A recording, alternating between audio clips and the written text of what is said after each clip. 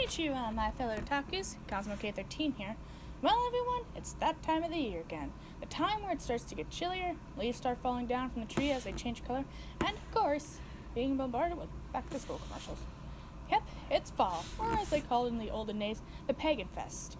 While it's not my favorite season, it does have many great things that come along with it. Sure, you have the whole going back to school for 9 whole months. Well, that would be the case for me, as well, if I hadn't already graduated. Suckers.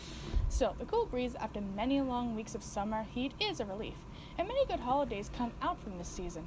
There's the autumn festivals, Thanksgiving, and of course, the most popular of the holidays, next to Christmas at least, Halloween.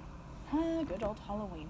Much like any other good holiday, the tradition focuses mainly on buying sweets to fill your kids up and give them a sugar high for days. But this holiday is mostly known for its origins, as many believe that during this time, demons and ghosts could cross over to our world and take our souls. At least that was the Christians' version of it. Maybe they were the ones hyped up on the sugar when they made these stories. Every culture has its own version of this day and its own tradition, such as in the Spanish culture, they treat this day as the Day of the Dead, or as they call it, Dia de los Muertos. Here in America, however, we tend to treat this holiday by going door to door and asking people to give us candy or play tricks on them. Of course, some kids just tend to play the tricks anyways. Once you get to being an adult, though, the trick-or-treating kinda wears off. I mean, I doubt you would see a fully grown man dressed up in a fairy outfit trick-or-treating nowadays. If you do, then you may want to call the cops on him because that just ain't normal. But the candy and sweets are only part of the Halloween fun here in America. There's also the scare factor. Although I can watch a horror movie anytime, I personally prefer to watch them mostly around September and October, since it makes it all the more atmospheric. I never really got into the horror genre until I was in middle school and saw many YouTubers such as PewDiePie and Markiplier play horror games. In fact, the games I first watched them play to get me into the jump scares were role-playing games, or as we call them, RPGs. Back in the early 2000s, RPG games were the most popular form of gaming, and many YouTubers at the time were playing them. Hence, these types of games were the most easy to make and took the less time to create. Many game developers started out by using these programs to start out their career. Of course, these games are nowhere near up to the level of the classics such as Resident Evil, Silent Hill, and the most recent horror game, The Evil Within. What these games lack with graphics, they make up for with their storytelling and pretty artwork. I've always wanted to check out these games myself since they were the talk of the YouTube back in the day, and that is what we're going to do. We're going to sit down, take a look at some of these RPG horror games, and see if they hold up years later after their release. So get the popcorn and a blanket, because we are going on one horrific ride, my otakus.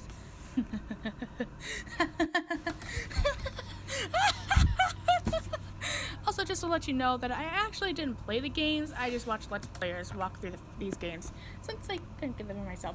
Also because I have to, so I won't get bombarded with the comments later. Spoilers for those of you who haven't played said games yet. First game we have up is Mad Father. Right away, the game itself gives off a creepy yet beautiful opening. While the music and artwork is pretty breathtaking, it's a perfect psych out for the horrors that you are about to see. Well, as horrific as old Pokemon game graphics can be. As you start a new game, you're pretty much hooked in with the song that gets played. It is nowhere near as soothing as the title music. This orchestra really knows how to send a chill down your spine with its piano music. I mean, just listen to the soundtrack. Even before the main chorus, it's already giving you goosebumps. While there is no lyrics to this opening, there have been those on the internet that have done covers for this song. And even the words themselves just make the opening even more creepy. How to listen to these lyrics?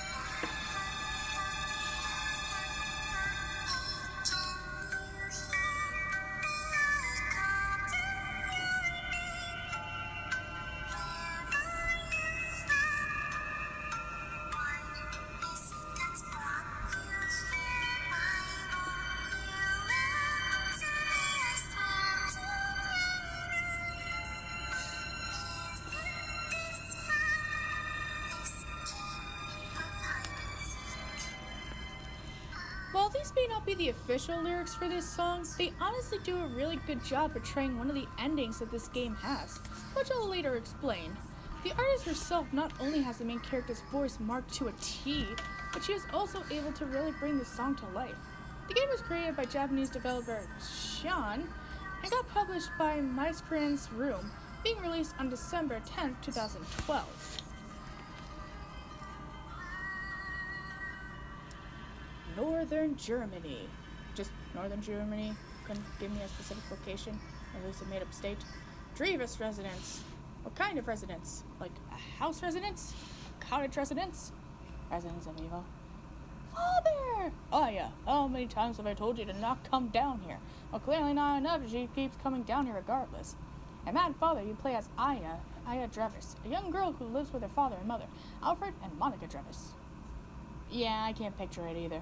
The game takes place about 1 year after the mother's death. The story picks up after you head off to bed, while the screams coming from your father's basement, followed by chainsaw sounds. Yep, it's gonna be that type of game. Oh boy, the Texas Chainsaw Massacre video game that no one asked for. Though I'm pretty sure it took place in Texas, not Germany. And again, I wasn't the one who made either the games or the movies, so who do I know? The game doesn't actually start up until about 20 minutes of cutscenes and heavy dialogue, along with flashbacks and character introductions. It's kind of repetitive, but at the same time, it does give us an insight of what these characters are like. I have to say though, out of all the RPG horror games, this one really took the cake in my eyes. Not only was this the first RPG game I saw, but it really captivated me with its storytelling and its characters. Man, Ogre was right. These corpses are literally walking around the place. Seriously, Maria, maybe you should spend less time with the doctor and more time cleaning up his messes. The game brings itself to life mostly through the story and its artwork. Sometimes you'll see close-ups of the items that you find around the place. Like, look at these objects on the shelf in one of the rooms. There's a lot of details with the baby bodies and eyeballs, especially in a cartoon manner, but still fairly creepy. Honestly, though, the details of this game make it much more atmospheric. Ah, yes. Nothing ties a mansion together than a room full of china dolls and a few mannequins. I'm sure Markiplier had a field day when he played this game. This game, much like all the other games I'm going to be reviewing, was made in Wolf RPG Editor, one of the best game developing softwares I would recommend to those wanting to try RPG games a chance. Actually, the gameplay itself reminds me of another older game called Clock Tower, the one originally released on the SNES. I mean, in both games, you play as a young raven-haired girl who goes around a maze trying to locate someone they love. But that's just me, though. I mean, it's not like there are any other similarities, right? Wait, both girls find a picture that gives us a clue about the plot. Both girls have a history with their father. The plot begins to move forward when someone screams. Both girls are trying to face up to a monster and running away from a curse. Cult references, strange phenomena that happen around the manor wherever they go. And Ham. That goddamn Ham! Holy shit, this is like Clock Tower. Except instead of a schoolboy scissor man, we have a crazy father wielding a chainsaw. Actually, yeah, this game does kind of draw some parallels from the original Clock Tower. Though whether that was more me or it's true, we'll never know. As you walk around the manor, the further in you go, the closer you are to the end. As you go down, creepy events happen that keep the tension high, such as you see dead body parts flying down, corpses attacking you out of nowhere, and you even get a chance to meet some of the victims here. Honestly, a lot of these characters you really can't help feeling sorry for, and some of them you do get to know the backstory of. Like in the library, you meet a young blonde girl who ended up dying due to the father testing out a medicine, and she ended up getting separated from her mother, which you meet when you go to the bedroom. There's also this boy who sits at a table and you need to give him some ham to feed him because for some reason out of all the subjects he was the one that didn't get any food. So why bother keeping him here, and why didn't he get any food? It was because of his wet hair. Sometimes you have to help out these victims to get further along in the game, or other times you just help them out to get at the gems. Oh yeah, there are these collectibles called gems that you have to get around the mansion. Some of them you can find just resting there, and others you have to do certain interactions just to collect them. In total there are 21 gems, and if you collect all of them you get a special bonus scene. Not sure why out of all the items they made gems. Maybe they were going to be used for like a dress or something? I don't know, they're gems. Not the crystal gems, obviously. That would be cool. There's also a few other corpses that seem to get a lot of attention from the game. There's this one character who lost an eye who seemed to be on Aya's side, but he just wants to get her out of there. The character's name is Dio, and whether that is his actual name or the name the fanbase gave him, I have no true knowledge. But this character became so popular they made a special bonus gameplay featuring him, taking place after the defeat of the main antagonist and just before the real finale. I don't know why, but this Dio character reminds me an awful lot of PewDiePie for some reason. I don't know, maybe it's the hair.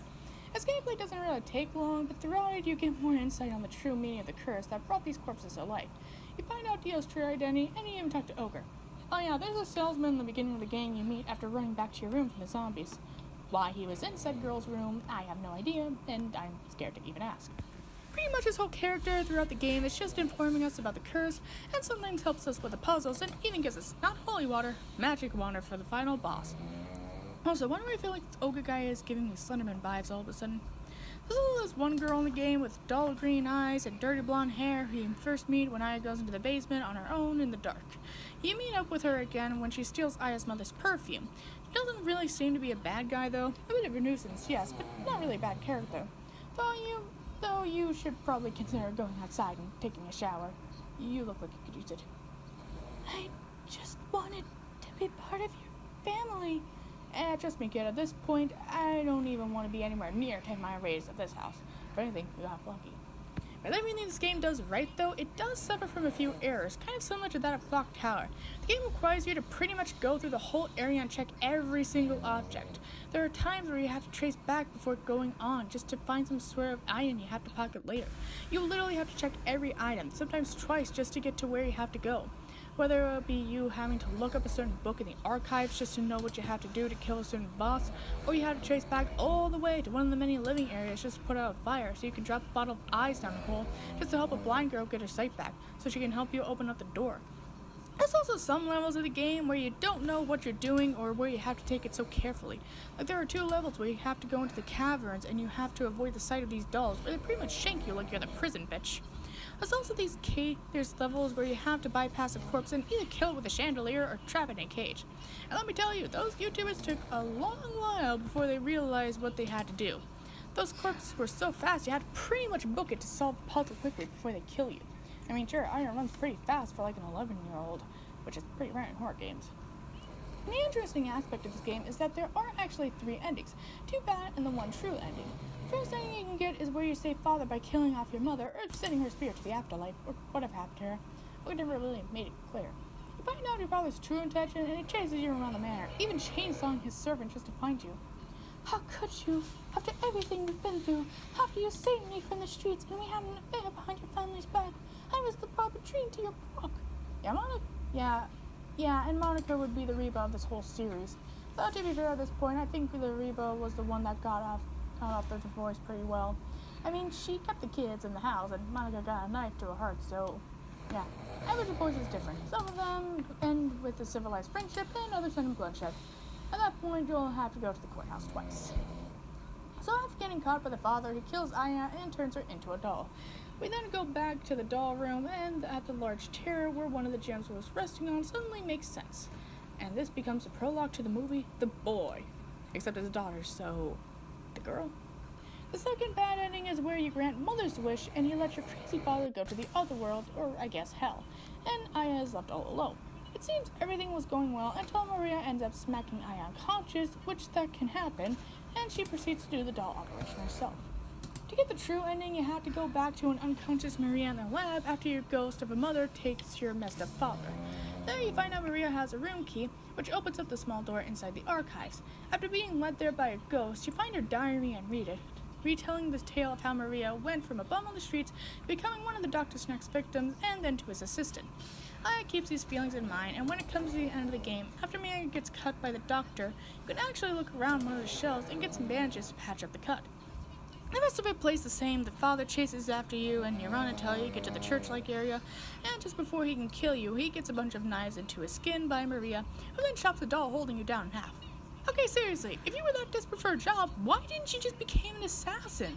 She clearly has a fit body to run fast, and the mentality to do these jobs after being with the doctor all these years and killing so many people. I mean, you're in Germany. Surely everyone must have an enemy somewhere, especially in these depression times.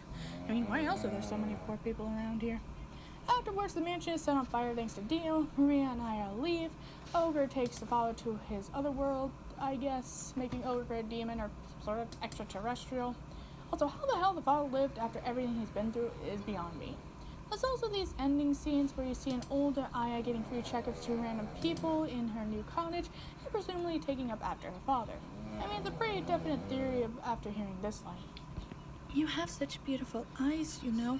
Who the hell says that so suddenly as you are putting me down to sleep? I mean, granted, I do take compliments, but that alone seemed out of place and very disturbing. There's also a secret ending where if you collect all the gems, you can see what happened to the mad father who was making a clone of Aya and keeping his promise. it would seem.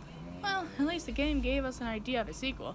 In fact, the game got such good reviews that the creators ended up making a remastered version on Steam 4 years after its official release. Not only does this mean that we could play the game again in a new light, but it also shows how much love and support this game got. Not many people knew about this remastered version, though only a few lesser-known YouTubers played the remastered, such as Daring Hooves, but his Let's Play was pretty well done, even though he skipped a part of the main story. In the remastered version, the storyline is pretty much the same, but there have been huge differences when it comes to the artwork. The whole mansion ended up getting an upgrade with a different style and new rooms, even though a lot of the characters ended up getting new character models, like Aya, Alfred, and Monica. Some of the corpses and dolls even have different designs. Some of these designs actually work, such as the first corpses you see when you walk out of your room have been upgraded. Sure, they went from looking like zombies from The Walking Dead to rejected Halloween Town lackeys, but seeing all the stitches and colored skin gives them more of a deathly feeling and shows you how much work the doctor put into them. All of the designs, though, didn't really work out. Like the difference between the doll room and the original and remastered version. The remastered version, the dolls looked more cheerful and more brightly colored, not really giving them an intimidating feeling as you walked into the room. It should have just kept the dolls in the original release the same as in the remastered version, especially since those are the same dolls we see running around and trying to kill us anyways. And while some of the corpses' new looks give them more of an intimidating nature, because of it you start to feel less sorry for them. Like the redesign of the Archives girl. Rather than her being blue and giving her upward crying eyes, her new look is her reaching out towards Aya with pupilless sockets. The story is still the same, but because of her new look, it's hard for me to still feel pity for her. The corpses still had a spark of life in them that made them seem somewhat more human. Because of their human-like nature, it helps the viewer realize that these were people the doctor captured and killed. But her new redesign just makes me want to get away from her. And the fact she looks like Mello if he was a Smurf wasn't weird enough. They had to make her a pupilless one. Even some of the jump scares have been laid back a bit. Like in the original, there was a scene where you enter the bathroom, a corpse comes out of a bath holding blood, and it chases after you. Now in the remastered version, the bloodied bathtub is still there, but now a corpse in a fetal position just floats to the top. So creepy, but not really a jump scare. Though we do end up getting a dead man in the toilet, so I guess that makes up for it. They've also added in some new features to the game as well, such as new cutscenes. Like just before you pass out from exhaustion and get found by Ogre, in the remastered version, a female corpse comes your way and begs you to kill her because she doesn't want to feel the torture or the pain anymore. Again, it still makes you feel bad for these corpses, because now you see that this curse, while it does bring them to life, it still makes them feel the same pain they felt when they died. And Aya is actually forced to kill the corpse with a chainsaw. The one and only time an actual weapon is used as a weapon throughout this whole game, and not a barrel or box cutter. They also added a backstory to one of the corpses, the young blonde girl with the dull green eyes. Apparently, according to the wiki, her name was Ines? And in the remastered version, they do give her a backstory. Apparently, she was living on the streets as an orphan thief when Alfred brought her back to his home to feed her. He promised her that she would be part of the family, and Ines even helped Aya, who was a newborn at the time. Of course, her fate was sealed when she was in the doctor's lab. At that point, it's pretty clear what the phrase, "I just want to be part of your family," finally meant. I was happy they finally gave her a story in the remastered version, especially since I was curious what her fate was here. But at the same time, it made me feel even more sorry for her. All she wanted was a family, and she seemed pretty happy she was going to be a big sister. And at least she helped Aya to the end like a big sister would. The rest of the game plays out pretty much the same as it did in the original. The endings are the same, except for a small added feature they put in when you run away from the father second time. Just as you close the door to one of the rooms, this happened. Boom. I'm sorry, what? I can't even take this seriously. That was more funny than it was scary. We both knew he was going to come in, and I did jump, but was more out of nervous laughter than real fright. He just peeks around the corner and just boos her? What? I mean, I gotta give the creators credit for that small piece of comedy, though. You have to have a good and dark sense of humor to try and make light of a scary situation. So, like I said, the endings are pretty much the same as well as the main story. The remastered version just has different art style and graphics this time around, and they added a bit more to the ending scene. Other than that, this Mad Father is pretty much locked away. Well, until a sequel, that is. next game up we have is called The Crooked Man. For those of you who are familiar with Mother Goose rhymes or old nursery rhymes, should know about this one. While not widely known, such as The Ring Around the Rosies, which is actually about the plague killing off French kids, The Crooked Man rhyme tells this tale about a man who had you guessed it, a crooked life. That poem was at least selling what it was telling this time though. Unlike Madva, this game's title screen doesn't give any music until you start the game, but it does give us a creepy image of what monster we get to expect. Well, at least the developers were kind enough to foreshadow what we were getting into. The developer who made this game is a Japanese woman that goes by the name Yuri, and she also used the Wolf RPG editor program to make most of her games, The Crooked Man being one of her most well-known games, and it's actually part of a series, but I'll review those ones on another date.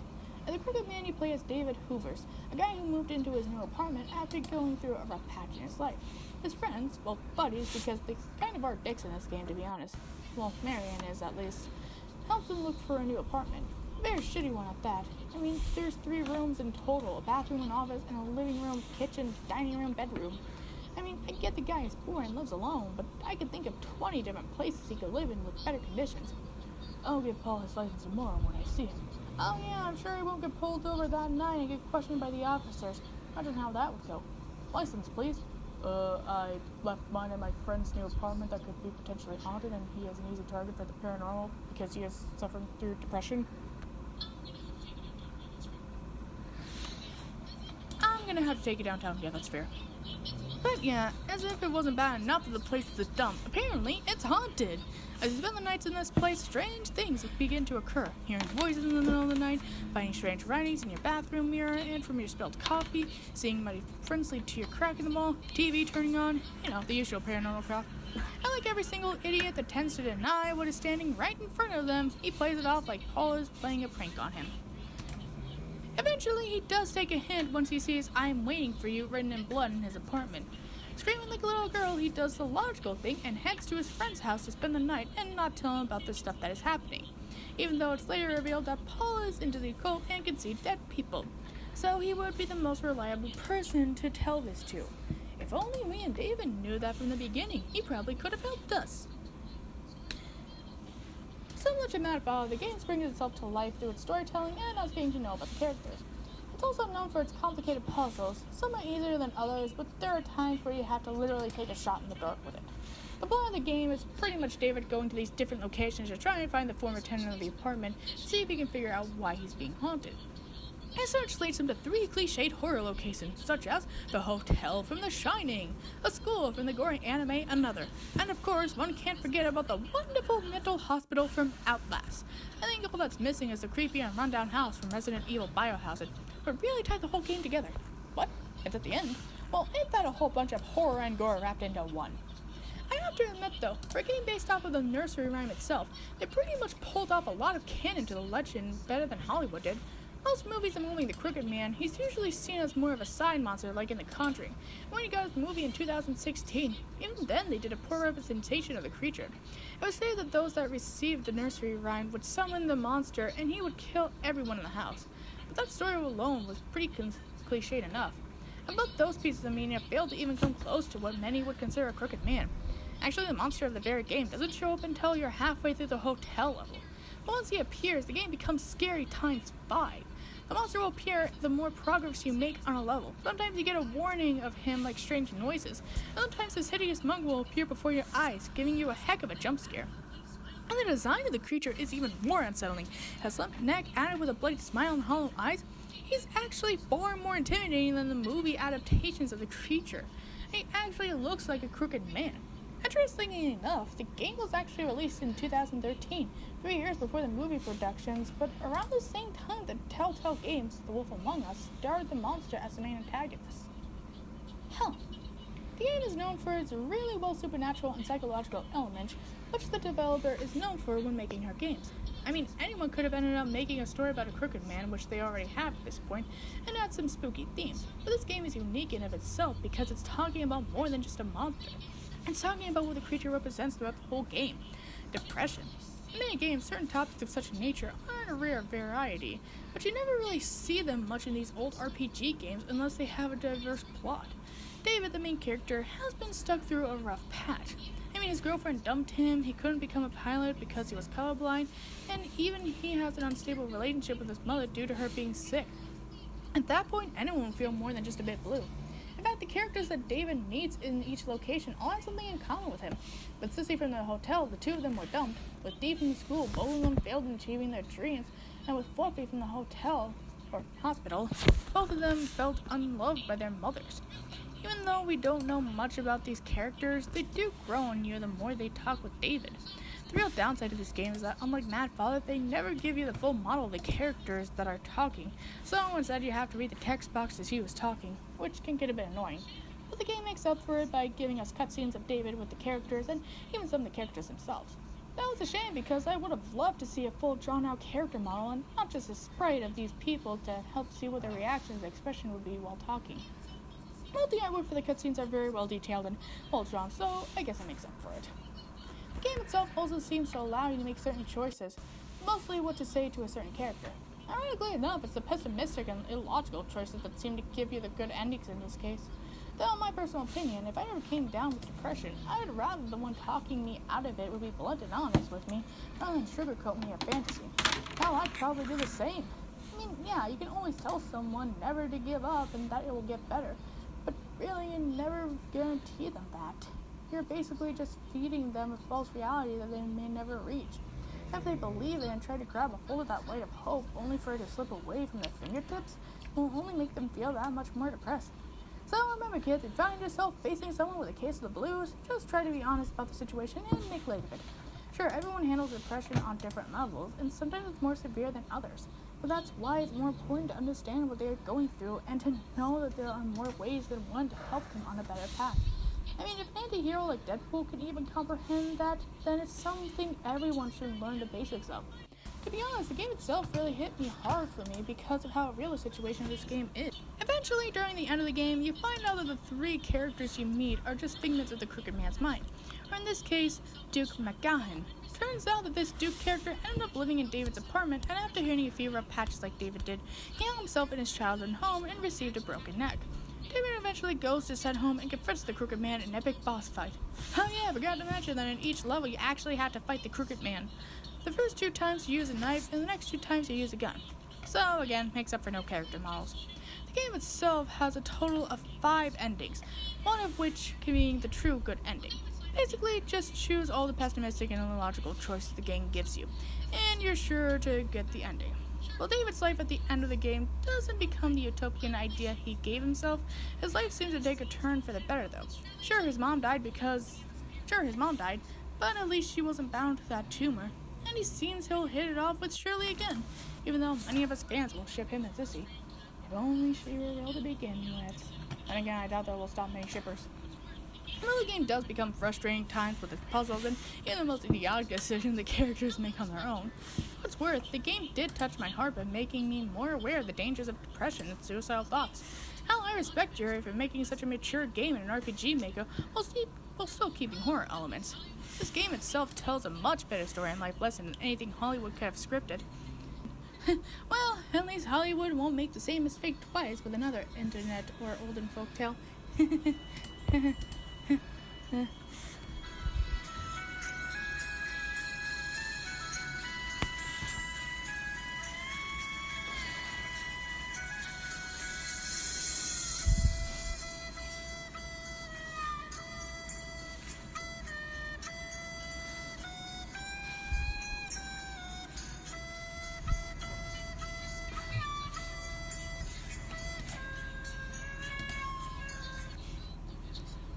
Next few games up are a bit weird, and in the sense that I have a bit of bias about them. First one is called The Witch's House. This game was actually created using a program RPG Maker VX, and the developers of the game go by Fummy. Kind of ironic because their name sounds close to funny, which is the opposite of my opinion of this game. In this game, you play as a young girl named Viola, though the name is a cute name, I won't lie. and she wakes up in a forest, yet another cliched location, and goes into a huge mansion that belongs to a witch. As you go around the mansion, you find out a bit more about the witch that owns this mansion, all while trying to keep yourself alive, and I mean that literally. This game is probably the most rage-inducing horror RP game I've ever seen YouTubers play. Your decisions actually matter in this case because one wrong move and you end up dying. I'm not even kidding, there's literally a video on the internet that show you the many ways you can die in this very game. Even the puzzles are a bit complicated. For example, just when you get a key and you think you can progress through a door, but the game tells you that is not what the key is used for, and you end up having to place it into a skull full of green soup just to make it turn a different color. What's the point of having keys in the first place if they don't actually unlock anything? That's what they are used for. Ask Sora. It's almost as if you aren't supposed to use the keys at all to progress. Keys do not open doors in the witch's house. Something else must surface key. Well, now you tell me. On top of that, the whole game itself is pretty confusing, especially with its plot. From what I can gather, this girl who lives in the mansion is a witch, and she became a witch by killing her parents and making a pact with a demon. She got sick, and the demon promised if she killed more people so it could feed off their souls, he would cure her, but that didn't work, so she met a girl who befriended her, something about backstabbing. It's all kind of jumbled and really not well put together. The only context of the story is that we read them through journals that quote-unquote witch has written and looking at books in the library. The game itself gives 3 endings, well 4 if you count the 1.07 version. The first one is a good ending, and you get it if you allow the black cat to help you. Once you get to the witch's room, you see that the cat has been killed in front of the room. You go in, read the witch's diary, find out that she wants to switch bodies, and honestly, a creepy image of a legless and eyeless girl chases you. And if she catches you, there's an animation of her closing up on you and killing you. Run out of the mansion, pour some medicine on some roses that block your way, and meet up with your father, who is a hunter. He shoots the girl, you two go off, the cat comes out and disappears as Viola and her father leave the forest. It all seems well, right? Well, not exactly. There is the true ending to this game. In this version, it's not really too happy. You end up getting a knife and you find out the truth about what happened. In this version, turns out that Viola and Ellen did end up switching bodies, and Ellen goes to Viola's father, who tricks him into killing Viola in the witch's body. Ellen goes off with Viola's father, and the black cat comes along to take Ellen's body and then disappear. There's also a third secret ending you can get if you choose not to interact with the cat throughout the game. When you meet the cat towards the witch's room, it's still alive, and you find out that, cue M. Night Shyamalan, the cat was actually the demon Ellen made a pact with. The demon cat talks about the magic fading from the house, and once the witch dies, so will the house. Throughout the dialogue, his name will change from Black Cat to Demon, and mention that while demons do have physical forms, they are not immortal. Before he leaves the cat's body, he says, "Good luck with the rest, Ellen, my faithful witch." When Ellen, as Viola, enters the room, she even recognizes the objects around the small area. Like instead of examining a chair and saying a toppled chair, this version states a toppled chair. Viola would sit in this and talk to me. The diary entry will change as well, and it gives more description as to how Ellen's body became in a mutilated state. Basically, Ellen cut off her legs, scorched out her eyes, and gave herself throat-burning medicine in Viola to make sure that when they switched, she wouldn't talk. You can also get the good ending and the true ending in this one, depending on the player's actions. There's also a 4th ending in the 1.07 version, and while it's pretty redundant, it's actually the closest thing to an actual good ending. Basically, after Viola wakes up, you keep her standing in the exact same spot for an hour while having the window open. After standing there for that long, the witch's rose and the magic in the forest will disappear, and Viola can escape the forest before evening, since it's still morning for her. In this ending, her father doesn't go looking for her, and Viola goes off to escape the forest on her own. So to get this ending, you literally have to do nothing. Absolutely nothing. This is probably the easiest way to win any horror game ever. Can you imagine if you only had Aya stay in her room the whole time her father was being dragged to the afterlife with his wife? Would have saved her from so much torture. And if David was smart enough to just move out of that apartment, he would have never seen that crooked man. If only that option could be used in all horror movies and games. Could you imagine how it would turn out? Hell, and until dawn, if you don't move, the Wendigos just leave you alone. It's almost as if this proves those in the horror genre do have common sense. Okay, to be fair, there is a reason for this. From what I gather in Ellen's diary, Viola's body, and the witch's body, was in such a mutilated state that even if Ellen only waited, the witch's magic would eventually fade regardless of whether Ellen intervened or not. Again, would have been nice to know from the beginning. Speaking of which, does anyone else feel like Viola looks similar to that eyeless girl from Mad Father? Kinda makes you wonder what happened to Ellen and Viola's body after the game. Either way, it seems she got what she deserved. Justice was served, and the Mad Father actually turned out to be a hero. Huh, who knew? So, like I said, I don't really like this game in the sense that there is too much going on at once. So many traps, so many jump scares. I'm not against jump scares, seeing as how it is a common occurrence in horror. But these jump scares don't even make any sense at times. Like, for example, when you go to the first room of the mansion and if you step on the red spot, the walls end up crushing you. There's also a part where you have to cut up a teddy bear and then get chased by a giant one and get sat upon. Then if you take a butterfly out of a web, you get eaten by a spider. Crush on some skulls, get eaten by one. Go into a room with a weird creature behind it, you get eaten. Also, it's hard for me to actually like a game when there's no real ending here.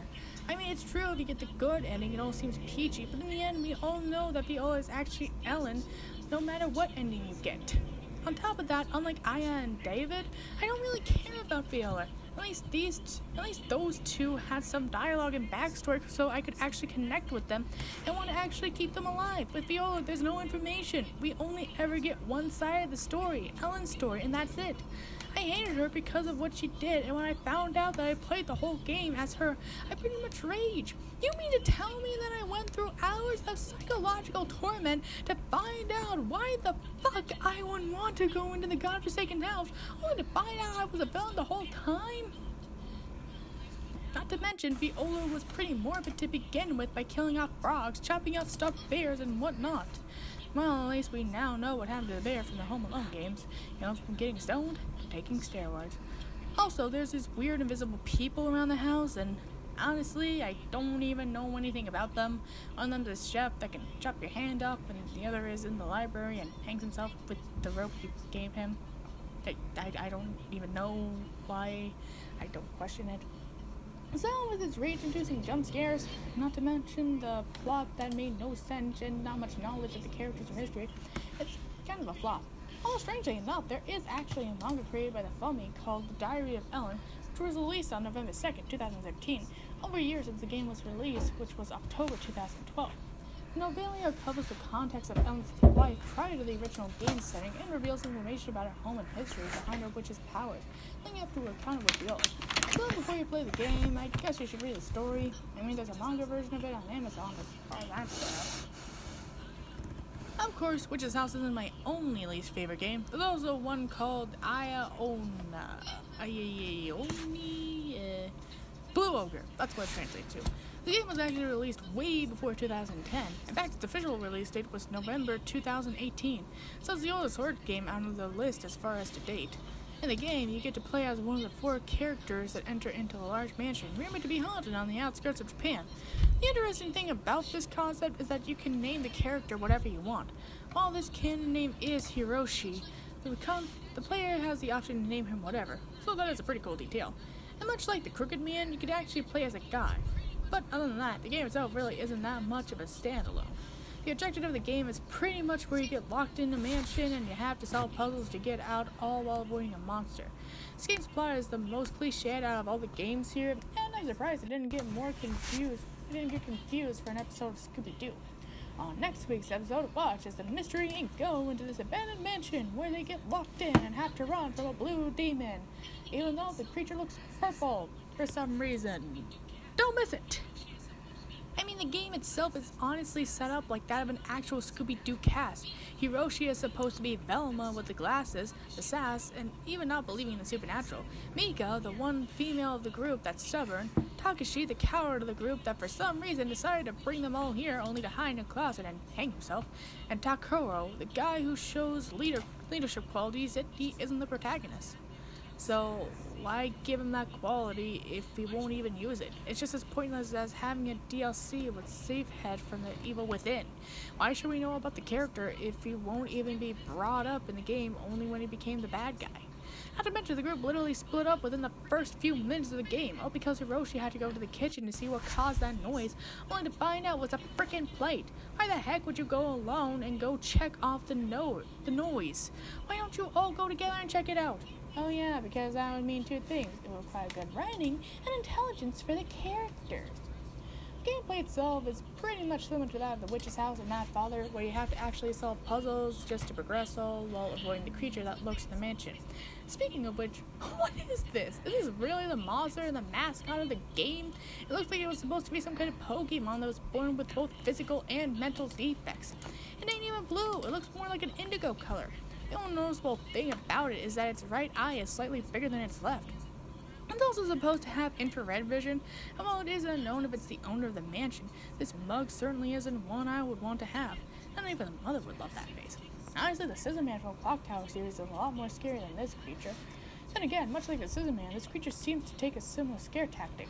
Once you meet this creature, the game gets 10 times as scary. This creature can pop out from anywhere, from closets to holes in the ground. Heck, he can even end up possessing your friends after he kills them and chases you down. That alone actually still even scared me. It also doesn't help that every time the creature appears, there's this unsettling 1950s psycho music that plays when he chases you. That music alone makes my skin crawl. When it comes to unsettling music in any game, it gives me goosebumps. That's why I always hated the water levels in the Sonic games. I still have the nightmare of drowning in a watery grave. Interestingly enough, the Oni are actually a form of Japanese yokai, creatures that are variously translated as demons, devils, ogres, or trolls. These creatures are pretty popular when it comes to the art, literature, and theater of Japan, which is ironic because I've never seen these creatures in any anime, especially in Inuyasha, unless it was one of the many filler episodes, which would be 3/4 of the series. They usually have a varied description, but are tended to be portrayed as hideous, gigantic, ogre-like creatures with sharp claws, wild hair, and 2 long horns growing from their heads. They do have humanoid bodies, but occasionally spawn unnatural features, such as odd numbers of eyes or extra fingers and toes, as well as many different hues of skin color, though red and blue are the most common type. I do have to give credit for the developers bringing in some Japanese lore into this game and having it be a heart-pumping level, but the plot itself and even the characters fail to really bring the story to life. Heck, even the decisions you make don't even matter. For example, you find Mika in a room by herself and you have the option to have her stay put or have her come with you. Now the smart thing in this case would be to stick together, but no, even if you choose to have her come with you, she refuses anyways. So that's the whole point of giving us the option if it's going to make a slight difference. It's like when you get to choose your Pokemon at the start of the game, it won't matter because your opponent will choose the other type that's stronger than that. Unless you're in the Sun and Moon version. The game itself plays out with pretty much the same goal, finding out, and of course, it's never that easy. You have to solve puzzles, run from the creature and your friends that get turned into said creatures, and if you're caught, it's game over. While the game itself does have a uniqueness with its monster concept, it falls really flat with the location and the one-sided characters. Ironically enough, though, the series has become so popular that it has spawned many versions of the media. From making newer and updated video games to light novels and mangas, it even spawned not only a live-action series, but also an animation series. Who the hell would greenlight this video game and turn it into an animation adaptation? Are the Japanese shows really running out of ideas? Then again, our version of Hollywood shouldn't be talking either. Especially when one have the Sony Pictures and Fox Network. Well, I do have to admit though, even though I haven't seen either live action or animation adaptation, the trailers of those shows look very decent. The animation one has that anime style similar to Ruby from Rooster Teeth, and the live action one seems to have a full cast of characters. Heck, even the monsters from the live action version actually look more intimidating and scary, even for a CGI monster. And at least this time they actually made the demon blue rather than the shade purple.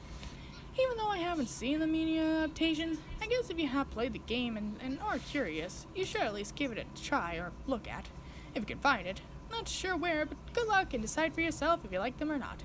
As for the game itself, it's my least favorite when it comes to story and characters, but at least when it comes to jump scares, it does make sense rather than the Witch's House. And there is this funny thing you could do at the beginning. Depending on what you name a character, you can get different versions of a game. Heck, if you name your character to South Park, you actually set the game models to look like South Park characters. And I'm not gonna lie, the introduction to this one was pretty funny. What the fuck? It won't open. What? Ah! Oh my god, they killed Mika! You bastard! Okay, I have to give the developers credit for that one. Does anyone else find it slightly ironic to put more work into the parodies and fan-made games than they did the original? Our next game is one that is also a least favorite of mine, but it did have a lot of potential. Desert Nightmare. I'm not really sure what to say about this game, to be honest. In this game, you play as an obnoxious teenage girl named Sandra Richmond, And I say obnoxious with a capital O because that's the best way to describe her. In the beginning of the game, her and her parents are traveling in California wilderness to see her Uncle Rupert, and when they stop at the gas station, well, an abandoned one at that, she ends up back-talking them because she couldn't go to a party. And this is just one of the many cliches this game has. The game itself picks up after her parents leave her and drive off, a pretty dick move for a parent to make to their kid, even if they back-talk them. Sandra arrives at a small town called Dusty Creek. Even once you get there, you already know that this place is bad news, especially when it doesn't even live up to its name. LC Sand, that does. A false advertisement. The game itself did have a lot of potential, but at the same time, there were so many things that caused it to really be a letdown. For example, the main character seems to have bipolar thoughts. At one moment, she's a bitch. Other times, she has those around her act vulnerable because she's so nice, and there are times when she's scared to the point she cries. Okay, that one I can understand with all the crazy things she's been through. Honestly, the game probably would have been better if she was one of those silent characters. There's also two other characters you meet in the town, Jake, a hot badass character, and Alan, a nerdy but kind looking guy. Unfortunately, both end up being assholes in the end, mostly Jake, so when they die, it's really not too much of a loss. There's also so many tropes to this game that it ends up having more cliches than Aya Oni. Untrusting community, town with deep dark secrets, yawndaries, crazy town people, teenage drama, bad boy, geek boy splitting up even when the situation is dangerous, ghost town, hell hotel, hearing voices to tell you to kill, nightmares, abusive relationships, forced relationships, the group turning on each other, a little list goes on, my friends. Though I do have to admit, the concepts are still pretty creative. Even the layout of the town, while it seemed normal at first, you really start to feel the deeper secrets later on. It's as if Stephen King met up with the writers of Silent Hill, and they went on a California trip and based their vacation and make up a new town as a setting for either a new game or movie. Actually, this game was released on January 26 in 2006, so I guess this one is the oldest one of the RPG makers. At least for now. I also tried to look up some more about the game, but barely got much. There is a fandom wiki page, but there's nothing really on there. It says the plot of the game, the protagonist, and a few facts about the development. The game was made with an RPG Maker 2000 and was created by someone named Caldian, who was presumably German, seeing as how the original language of the game was German. The game was translated by an Anzu chipmunk. Whether they got permission from the creator to dub it, or it was just a random fan who wanted to bring it to the States, I don't know. The main problem I have with this game is that its plot is a bit confusing. There's no indication about why or how these people became so insane and hell-bent on keeping those that wander in here trapped and even killed, or why there are monsters roaming the whole area, or about the mass graves. I mean, there's subtle hints about it towards the end, but really not that only creates more questions than gives any answers. I don't know, what do you think, old Native American man? Give me your wisdom. I can tell you nothing of what happened to Dusty Creek. It is taboo to speak of it. Oh, taboo. Okay. You know, for my neck of the woods, when some characters say they can't speak of the origin of the game, it usually means that the developers were too lazy to actually come up with a plot and decided, screw it, just put down what's popular in horror games these days, and work from there. But hey, what do I know? The game comes to a somewhat decent ending. She escapes a town on her own and finds out that her parents ended up getting into an accident and are barely hurt, but survived. Well, badly hurt, I should say. So I guess some justice was served on them in the end. The game has her start out as a bright teenage girl, and her punishment was, to sum it all up, being attacked by a monster, imprisoned by cursed townspeople, being called an uneducated bitch by Alan even though she was smart enough to solve the puzzles around the deadbeat city and use the tools she had to survive, nearly got raped by people she considered friends, and even years afterwards she still has nightmares about the experience. If this isn't considered an over-the-top punishment to place on your bratty teenager, you would have to stoop to a new low to come up with something else. So, to sum up the last three games, Witch's House at least told a story, but it did a poor job of doing so. I only did have somewhat of story to tell, but it was so cliched and even a lot of questions were left unanswered. For Desert Nightmare, it seemed they were trying to tell a story, but they weren't sure which story to tell. Was the town supposed to be under a curse? Was it that the people were just crazy? Were those monsters relatives to the beasts from the Amnesia series?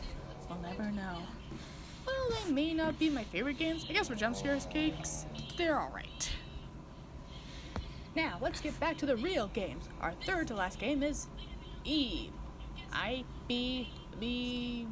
How do you pronounce that? Whatever. In Eve. This game, you play as a young girl named, you guessed it, the name of this game. Well, technically, what the game is named.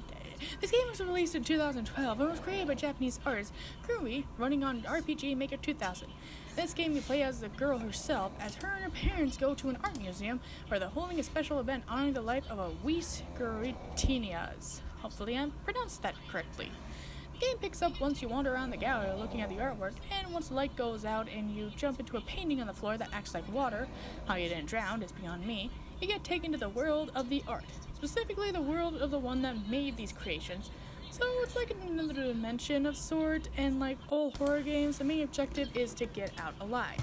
To be honest, this game is actually pretty refreshing. Most of the other horror games either take place in a haunted mansion, house, or school.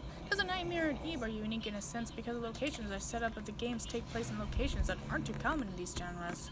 But unlike Desert Nightmare, Eve's world is based around the artwork itself, and it's really fresh because these kinds of locations haven't been used often, that the possibilities of puzzles and enemies are endless.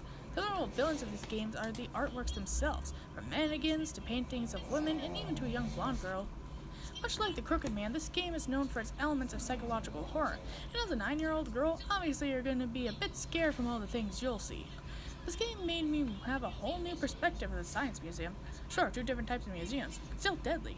Hey, you all laugh, but we all know that when that dinosaur came to life in the night at the museum, you soiled yourself a little. As you walk around the world, creepy things can happen, and you get chills down your spine just thinking about it. As you go along, you run into 2 characters. The first is a guy named Gary, and the second is a girl named Mary. And no, they are not related, but they do join your party.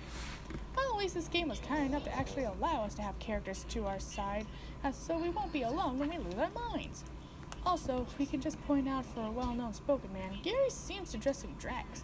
I mean, I would understand if his outfit looked like that because he was attacked and it got ripped, but it looks like just like that at the end of the game, too. I mean, you don't even get to know Gary as the game progresses, where he's from, what he does, or why he was at the museum to begin with. But he has a kind and brotherly personality towards Eve, so it makes up for it. Although if any other adult were there and saw how close Gary was to her, I would raise a red flag. Then again, I'm not really sure what time this game is portrayed as, so I guess it's okay. Also, unlike the other games, Eve itself has a health system. Your health is pretty much determined by a rose. Yeah, basically depending on how many petals are on your flower portrays how weak or how strong you are. Why a rose, you ask? Well, apparently there was this statue by the artist of a rose that said embodiment of spirit. So, I guess according to that Gratina guy, your soul is represented as a flower. You know, the last 3 games would have been much interesting if you had these concepts to them. And as if a roses your health wasn't impetuous enough, they actually color code the roses to match with the characters. Eve gets a red rose because she wears red, Gary gets a blue rose because he wears blue, and Mary gets a yellow rose because she has blonde hair. But, okay. The downside to this game is that even though the theme is supposed to be artwork, you don't really see much of it for the game itself. One would think that the creator would put an effort to make cutscenes or even full character models of the people you play as, but no. I mean, we don't even get a close-up of any of the artwork either, which is weird because we get that in the other games, so why not this one? Doesn't it make sense for you to actually have the player look at the art for a game based around art? I mean, it's like you go to a cooking game and rather than you knowing your ingredients to make the food, you just pile in a bunch of random junk and hope it turns out for the best. This game is also special because in the sense that it has multiple endings, instead of having 3 to 5, you can actually get up to 10 endings of this game. Some endings are better than others, and some are just pretty depressing. Some endings you stay in the other world and be all alone, some endings you make it out with either Gary or Mary, and there's even an ending where you can sacrifice yourself just to save both Gary and Mary. Well, actually that was a fan-made one, but it would be cool if it was the actual game. Too bad there isn't an option where all 3 of them can come out together. That would be the true ending. The endings depend on your character's sanity as well as their relationships, which are graded on points and are determined by the choices and actions you make. Also, like Mad Father, this game brings itself to life through its music, like Mary's theme. It sounds upbeat and even gleeful, but if you add the lyrics to it, it's actually kind of sad. Actually, speaking of Mad Father, there's actually a track in the game during one of the endings that play that sounds similar to the opening of Mad Father. Listen.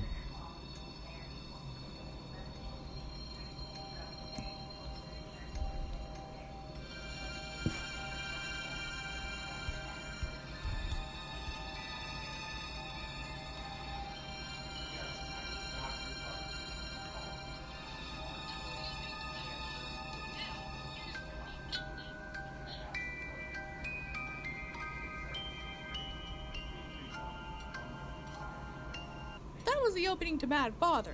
Now, here's from the ending of Eve.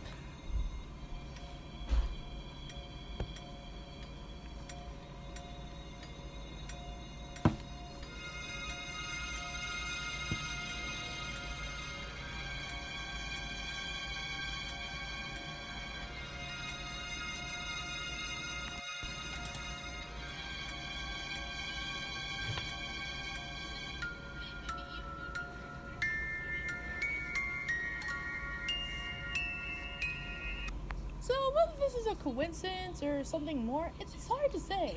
Hey, maybe Eve and Mad Father are connected. I mean, Mary does kind of remind me of Aeneas, just with different colored eyes.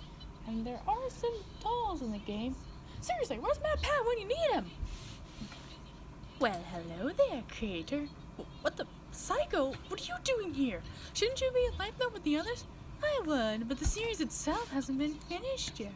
Hey, I'm really busy here, okay? Trying to get YouTube Outcast Legends up and running, uploading more content on my channel, doing an actual job, working on my own fiction and my artwork.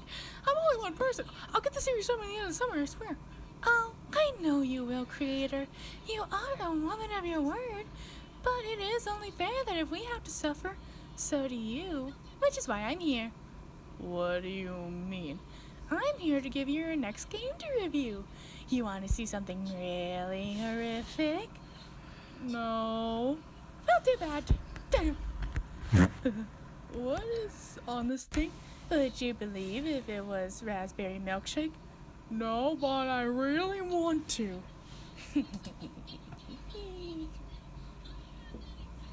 Corpse Party. Okay, you know when you're looking at something and you can't believe it's real? I had that exact moment when I first looked at this game. Corpse Party? What kind of party is that? A party of corpses? Who would want to be part of that? Certainly not me. Oh sure, it looks like any other standard horror RPG game up to this point, but trust me when I say this very game, has such a lore it became a trend in media. But we'll get to that later. The game was created by Makoto Kendion and was developed by Team Gris Gris. The game was released in the late 2000s and early 2010s for Microsoft Windows and PlayStation Portable.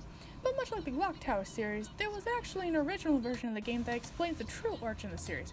The first Corpse Party was developed using the RPG Maker software and was released for the PC 9801 in 1996.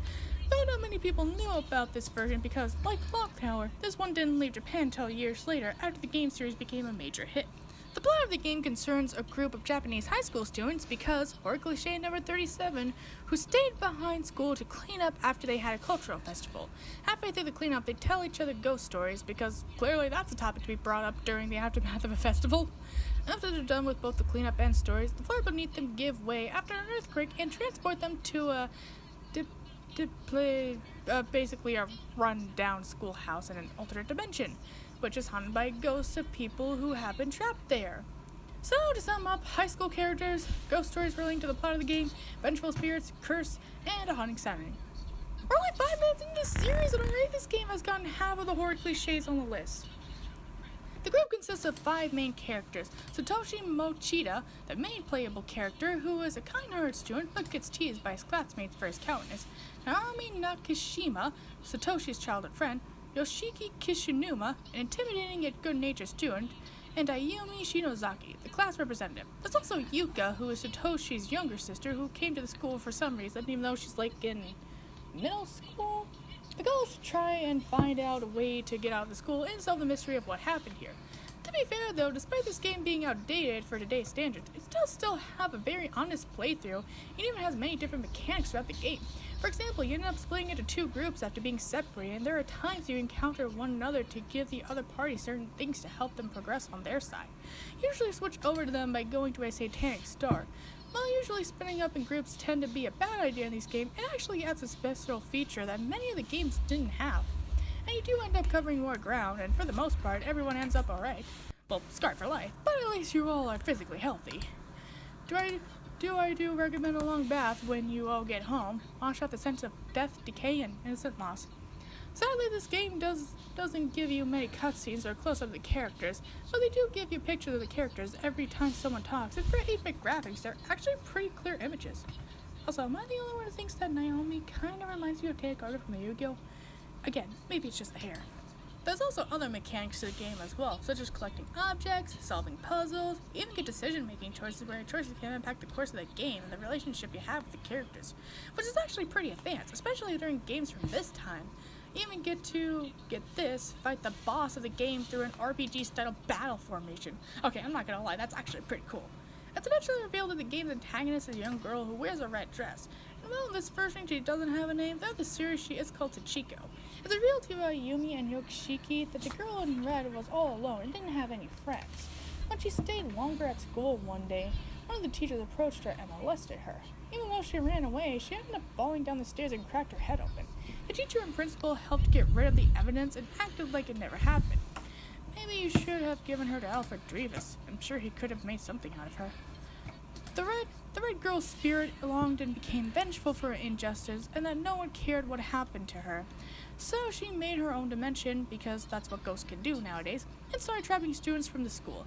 There they end up dying and reliving the same pain they feel when they died over and over again. Talk about torturing the damned.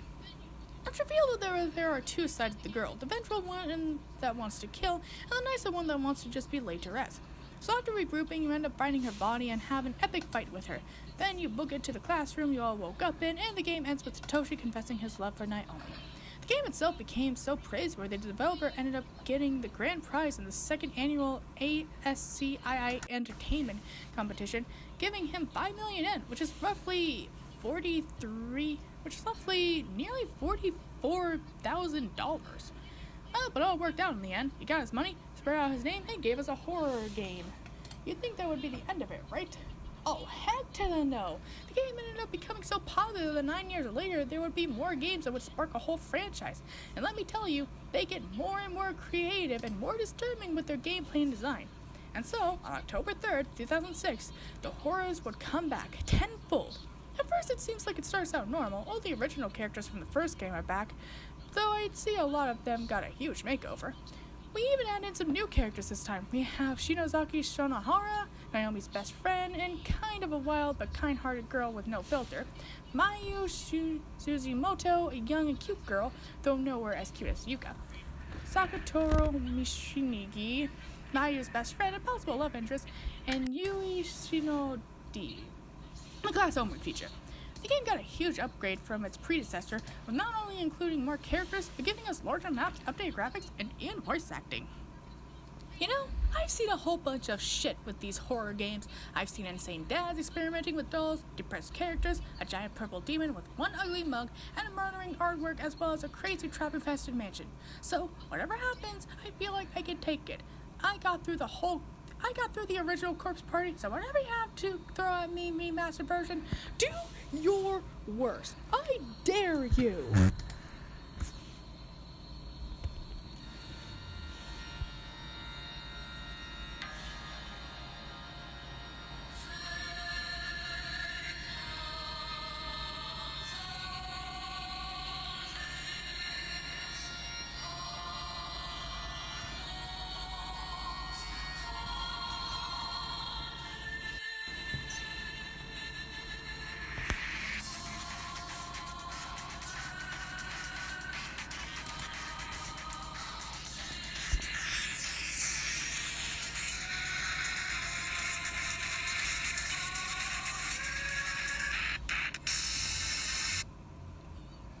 I didn't mean it! Why? How? Who? Why would you do this to us? How could anyone let this happen? Who would have thought this was a good idea? So yeah, clearly the game got a huge upgrade from its original. And not only is it a lot more crazier, but it's more gory. The game starts out the same as it did from the first version.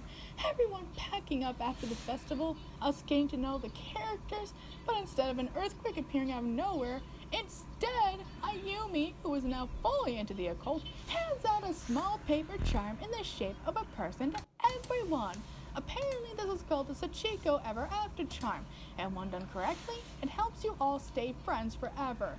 Why are they doing this? Because apparently today is Mayu's last day at the school and they want to commemorate this occasion. Do these people even know about the media? I mean, sure, it was still technically picking up around the time, but it still brings people together or tear them apart. And it wasn't like she was moving country, she was just moving schools. You all could hang out during weekends in summer, but no, we have to get the spirit-loving character a chance to pull off this charm. What could possibly go wrong? Oh wait, they end up falling into the abandoned school, or as it's now called, Heavenly Host Elementary School. This place don't look heavenly to me, so if that's what you were going for, you get an I for irony. The game plays out like it did, with new character models, dialogue, and even more complex story to the game. And you all may want to place your bets, because there are actual death scenes in this game. From Psycho hanging herself in the bathroom, to Mayo being dragged from the hallway and impacted into a wall, exploding everywhere, and even Yuri getting crushed by a cabinet. And that is only from the character school. Apparently many other students from different schools came here and they got worse fates. As if that wasn't bad enough, apparently now in this version, the longer you stay in the school, the more insane you get. Because the school is haunted by darkness and it will end up possessing you and force you to kill your friends around you, and consume you to become a wandering spirit. And this happens to only the new members of the group. Only the original cast are the true survivors of the game. So you mean to tell me we don't even get a choice on who to save or an option to save all the members? I mean, I know it's gotta be realistic, but there is a possibility that they all can survive as well. And what's worse, if you die in this school, everyone you knew and loved outside will end up forgetting you, as if you never existed. Well, Maya, at least you don't have to worry about moving away and leaving your friends behind. Good job there, Yumi. You were a cold fish, ended up giving her a worse fate. I ended up from hating Naomi from the original to hating Ayumi in this version. It wasn't bad enough that they changed the gameplay itself, they ended up changing and expanding the story of the origins of the school. In this version, the principal ends up trying to rape Sachiko's mother, who was a nurse of the Heavenly Host, before it became a decayed prison for souls. She meets a similar fate like her daughter did, getting killed by falling down the stairs, except instead of getting her head split open, she ends up breaking her neck. The spirit does appear in the infirmary, and she looks kind of similar to the female version of the Crooked Man. I like Joe. I think I solved your love life problem.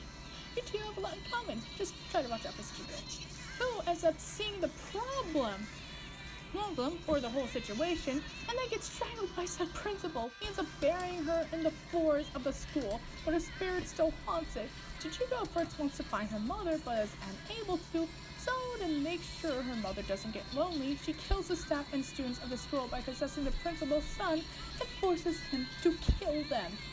It is only after he ends up killing 3 kids in the basement that the school shuts down and the principal commits suicide. Eventually, Heavenly Host is torn down and gets toppled by the school our main group goes to. The story part is, this backstory is way more complex and gory than it needs to be. The original story from the 1996 version was disturbing, but it was easy to follow and it made us relate to the character in the sense of why she wants others to suffer. And this version is so complex and it ends up spawning a whole lore that doesn't need to exist. I mean, it's like when Disney took their animation version of Alice in Wonderland and ended up remaking it into a live action with a sort of Destiny plot into it. The original story had a good plot and it wasn't as cliched. Sure, yes, Sachiko's story in the original seemed like any other curse story, but she still had the curse in general no matter if it was the original or remastered version. Why did you need to add more elements when the first version was just as good? We didn't need to know about her mother to get more victims. The principal's still scumbag in both, so really adding more to this character wasn't necessary. If he was just gonna have the same fate either way. And more importantly, why did you have the need to add in the charm in the first place? Was it because you wanted to make less cliche than just them being transported to the set dimension for no reason? Guess what? They're still being transported either way. Yes, it's a cliche, but just adding new details to a cliche doesn't make it better. And honestly, I would prefer them to just be sucked into a hellhole rather than them having to perform a ritual, because at least it's the original. They didn't have a choice. Here they made the first of many mistakes that prove how idiotic they are to actually try to mess with the supernatural realm. Honestly, I don't even feel sorry for them anymore. If they think that by performing a ritual based around Dead Girl's curse is to help them stay friends forever. Not to mention the story of the Dead Girl that Ayumi told in the first version makes sense because it ends up explaining the story of what happened to the Red Ghost. But here, because the story has changed completely, it's pretty pointless now. They still tell in the beginning, but that story gave us the background of why the school got cursed. So why would they still add the story anyways? You could have just taken that whole section out and nothing would have been lost in the game.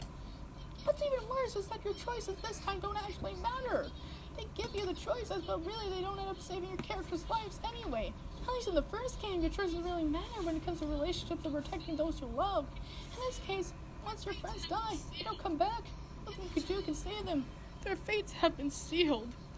Eventually, you find out through one of the ghost children that haunt the school. Yeah, because as if one ghost child wasn't bad enough, you have 3 new ones now. Anyway, she tells you the truth about who actually killed her and the other 2 kids in Chichiko's race to power. The game plays out with the surviving group heading into the deepest part of the school, which was supposed to be a bomb shelter. When was suddenly Post Elementary built again? You find her corpse during an exorcism to help her cross over, and you have to perform the ritual once again at the bridge of the school to head back. This time, you all are even more scared because you experience more shit and lost actual people you cared about. So, moral of the story, kids, if someone you know and love will be moving away, just stay in touch as often as possible instead of relying on the powers of a dead girl to keep you together. Much like Ayaoni, the game became more popular that it spawned many other spin-offs with new games such as a sequel called Book of Shadows, Blood Trade, and even a new version that is supposed to take place years after the school phenomenon called Dead Patient. This series also spawned other media such as manga covers and even a romantic comedy manga that was inspired to be a video game called, I kid you not, Corpse Party, the anthology Sachiko no Reinan Yugi, Heart Hysterical Birthday to You, a concept where, during Sachiko's birthday and death day, her powers become so OP, she revives everyone that either died in the school or those that were there to come back and play birthday games with her. Why? Not to mention this series ended up sparking an anime OVA called Corpse Party, Tortured Souls, and even a live-action version. Who would greenlight this to become an actual television series, or even a movie? Are they really running out of ideas for such content, or do they just want an excuse to see people die in the most gruesome of ways? Honestly, the best way I can describe this series is that the creators of Bloodseat and Higurashi, with the help of Alpha Online, came together and volunteered to make both the animated version and a live-action one. Hell, I would be surprised if the live-action directors of Ayaoni were in on it too. Seriously, what kind of sick people would agree to animate this? I'll take Rich's house any day over this. I'd rather be in a mansion full of deadly traps than be anywhere near that hell of a school. And I have a feeling this series is not coming to a close anytime soon.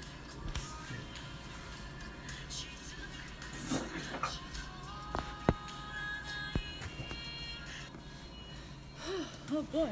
Well, I think that's it. I think we've just about covered all the RPG horror games that I'm mostly familiar with. Huh? What the? Greetings again, creator. Oh no, please tell me you're not here to give me another game. I'd be lying if I said I wasn't. Don't worry though, this will be our last game for this video. It isn't as great as the last one. There you go. Alright. Misao. Oh boy, another school-related horror game. Well, preparing to lose what's left of my sanity. For our final game, this one here is called Misao. The game was created by Sean and it was released on May 26, 2011, with the second and third version being released on October 14, 2011, and then the third on January 22, 2013. Once again, this location for the game takes place in a haunted school in another dimension, created by a curse from a girl that was abused by her students and teachers. Yeah, I'm already starting to see some parallels here. In this game, you play as a young high school girl named Aki, but you can actually give her another name at the beginning of the game of your choosing, which is also a cool feature. The story picks up as Aki hears a strange voice calling to her. She believes that it is Misao, a young girl in her class that was always bullied and has been missing for 3 whole months. How do I know this? Because as soon as Aki wakes up, she literally gives us this information through a third-person point of view dialogue as she gets ready for school. Though, to be fair, it is a very interesting way to give us a backstory on the plot. It was kind of similar to the beginning of an anime episode. Speaking of which, the graphics for the game aren't really the best. I mean, I thought Eve's graphics and character models were very disappointing, but I can't even see their eyes on their sprite figures. That is just a very disturbing image. So once Aki gets to class, a bunch of people that bully Misao talk about her being gone, and they even mention strange phenomena that have been going around school, and I was not aware because I never saw these. Everyone knows that the first rule of horror, show, don't tell. Why do you think at the beginning of The Crooked Man gave me goosebumps? Instead of David just telling us about how crappy his life was or that he's really being possessed, we just get small hints as the story progresses. It was way more effective because we got to see how these jump scares affected his sanity. Just telling us about the curse or the spooky stuff happening around kind of takes away the edge to it. Luckily though, the story picks up as Aki keeps hearing Misao's voice and she is not too happy. She eventually wakes up in the other world and Misao's spirit dragged her and the whole school down too. When she is awoken, she meets up with Mr. Onigawa, the student body president? Wait, this guy. He looks familiar. Onigawa, Demon Ogre? Ogre? Wait, the salesman ogre? The guy who creeped into little girls' bedrooms? I guess he decided to upgrade to schoolgirls now. Even more unsettling. So, it turns out that the creator of this game is the same one who made Mad Father. Actually, this game came out a year before Mad Father. However, the characters are clearly the same. Ogre may have a different name and appearance, as well as role, but he does have the same plot convenience, showing up when the curse begins, talking to a young girl, explaining said curse to said young girl, and helping her reverse the curse. It's not just Ogre, though. There's even theories of the young girl in the library who goes by the name Miss Library, or Novelia, as her Karen name is also Aya's clone, while the scientist who killed one of the students in a lab is Alfred Drevis. Heck, even when Aki dies, her scream sounds very similar to Aya's. There's a lot of evidence backing this claim up, but I'm not going to go into it because it isn't that kind of video. Like I said, I may do an actual review of these games if you all want me to, but for now, we focus on the plot. So, Mr. Sturdy Body President tells Aki that Misao has placed a curse on the school, and the only way to lift it is to kill off the 4 people that mistreated her and collect her body parts such as her hands, head, eyes, legs, heart, and brain. All of which can be found around the school after doing certain puzzles. Actually, this game seems to have a lot of drills from other RPG games. Some of the characters were taken from the Mad Father franchise. There's a feel of heavy topics similar, but not the same as The Crooked Man. A lot of jump scares that appear out of the random times that kill you in the most gruesome ways, kind of like the traps in the witch's house, and the whole cursed school grounds in another dimension created by a schoolgirl who seeks revenge and wishes to make those suffer draws parallels to... Usually to get these body parts, you have to travel around the school in order to find them, and you even have to let some of the students die just to get them. And some of the corpse party, you don't even get an option to save them. Though to be fair, they are needed sacrifices anyways, and honestly we're trans people, so it all works out in the end. So some of these places, I don't even understand why they are there. Like a huge laboratory where you find Yoshino strapped to a table getting torn in half by a chainsaw, and you end up having to hide in a very large corpse that can no way belong to a human and get covered in blood. An underground shrine to wash yourself off in a large body of water just to get Misao's head, and of course, what looks like a driving range with dollhouses. Oh hey look, it's Kodo, one of the a-holes that hurt Misao. Well, he seems pretty weak and even regrets what he did. I'm sure it'll all be alright if we watch what will happen next. I'm sorry, Misao. Sorry I couldn't help you. I'll be there soon. Misao came to meet me. I love you, Misao. You're mistaken. I never liked you at all. Now die. Misao! he died.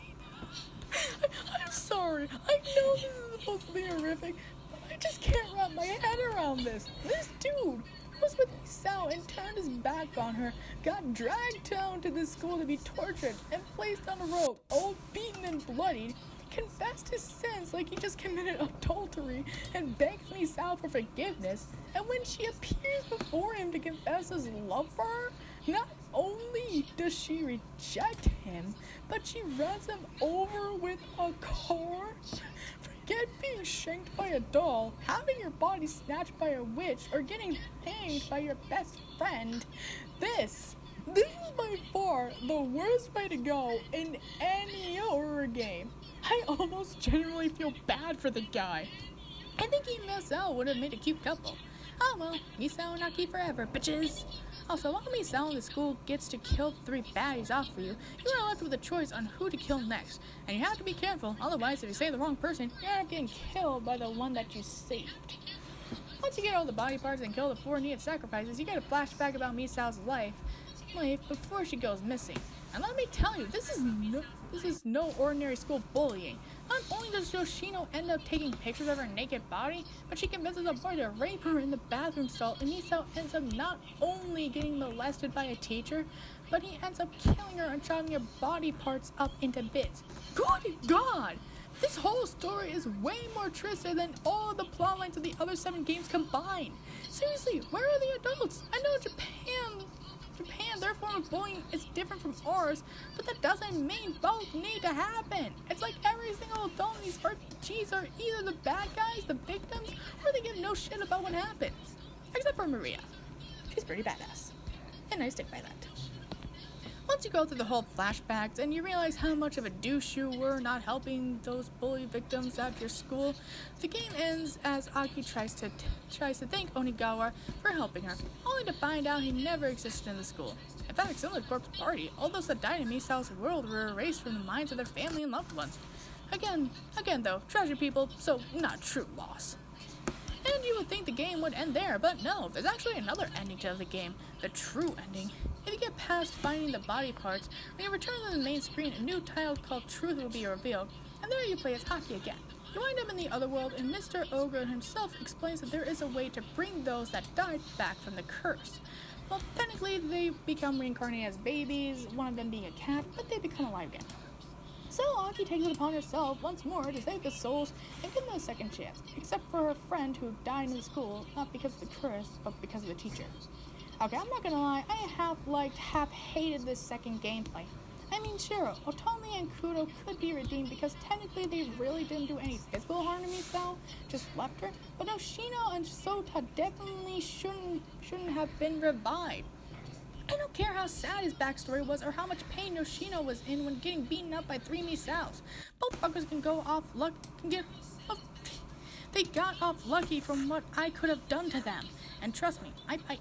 All on that though, the game itself, despite its hiccups, is actually a pretty scary horror game, and even tells us the dangers of picking on others. More of the story, if you end up bullying others, you will get dragged down to hell and suffer for eternity. Unless you get reborn into a baby. Speaking of which, not sure what Toma and Ayaka will do with those newborns in the other world, but hey, it's their problem now. Oh yeah, there's also a newer remastered version with better graphics, full character models, new ways to die, and gives you the option to play as a guy or girl. At least they gave us a gender option this time around. And that concludes the review of our RPG horror games video. From Mad Father all the way to Misao, both made by the same creator, so we actually went full circle on this one. Like I said, I may not be a huge fan of some of these games and hold others closer to my heart, but regardless, these RPG horror games, despite the lack of graphics and sometimes actual gameplay, really make up for it with the creative horror topics, stories, and even style. But these games may be outdated by today's standards and could never even hold a candle up to newer games like Visage. They hold nostalgia and even a good way to get into the horror gaming franchise. Heck, if it wasn't for these games, I probably wouldn't have even met certain YouTubers to this day, not to mention gone into the field of horror. Even though they're years old, some of them have spawned remastered versions, fan-made games, and even spread throughout the media with TV adaptations. While some of the games are questionable, there's no doubt they may continue living on through the internet years later. Some may be remastered more than others, but regardless, this has been Cosmo K13 giving you a trip down memory lane. So, what did you all think of the games? Interested in trying them out? And check them out for yourself, or if you can, check out these YouTube channels to see them play said games. Links in the description down below. Make sure to check them out and give them a like and join in their subscribers. Also, make sure to give this video a like and subscribe as well if you want to see more content. Do you want me to do full reviews of these games and even theories about them? Any other RPG horror game you want me to review or look at? Let me know in the comments below, and until then, stay classy, my attackers!